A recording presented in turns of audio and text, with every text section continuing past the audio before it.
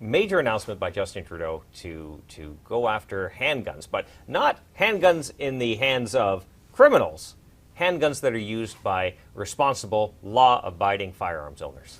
And I think, Canadians overall, Jamie, I think are learning or hearing more and more about handgun violence in our major cities, and they're growing increasingly concerned about this, as are Conservatives across the country. So the Liberals had an opportunity to announce something that would make a meaningful impact on gun violence across Canada, and they failed to do so. Instead of targeting the issue, which we well know is gun smuggling from the United States, police confirm this time and time again.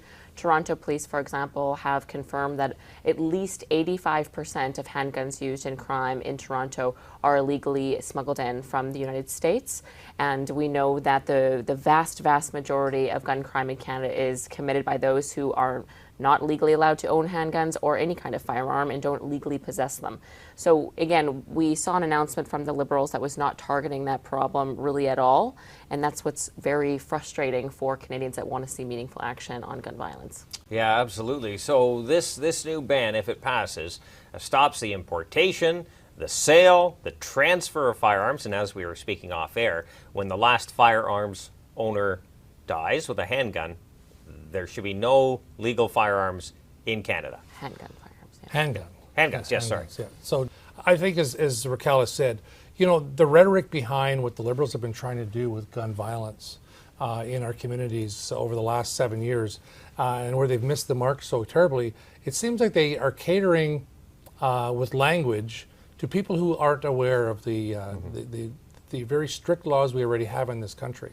And as you asked in the first question, the targeting of C-21, of the handgun ban, and anything to do with firearms has been focused solely on Canadians, law-abiding gun owners who have never been a problem in this country with creating violence, and they have 3 times less likelihood of committing an offense as a firearms owner than the average citizen in Canada.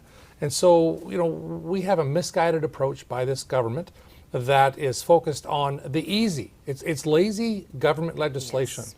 When you can go after the low-hanging fruit, if you will, and miss the exact mark of where we're after. The criminals don't follow the rules already. They don't follow the law already. And so by targeting people, who are law-abiding, you have missed the mark. And the sad thing about it is we all want improved public safety. We don't want people shooting up our streets and having lives lost. But this isn't going to help. This isn't going to do anything for it. And that's the sad reality. So we know this as Conservatives, right? We know that the issue is smuggling at the border. We know that gangs are causing a lot of this increased violence. But if I lived in the city, Raquel, you're not too far from Winnipeg. If I'm in Vancouver, Edmonton, Toronto, wherever these shootings are happening, I just want these shootings to end. I think, is that something we have to really educate about to let people know that it's basically a false sense of security that the government is giving them right now? Certainly, I think we've been effectively communicating that in the media opportunities we've been provided in the last week since the Bill C-21 announcement. I did want to build on something Glenn had said. Those who have an RPAL, which is what you need to own a handgun in this country, and other various restricted firearms, are the most vetted people in Canada. They are thoroughly background checked. So I think that point really needs to be made very, very clear. But to your point, I know in Winnipeg we're seeing rising violence generally and rising violence with firearms or guns. And so I toured the Winnipeg Police Headquarters facilities to find out more about this. They had recently done a $500,000 drug bust, a big table full of all the drugs and all the cash, and then a very long table of the firearms they apprehended in this bust. And they're doing these busts almost monthly. It's that bad.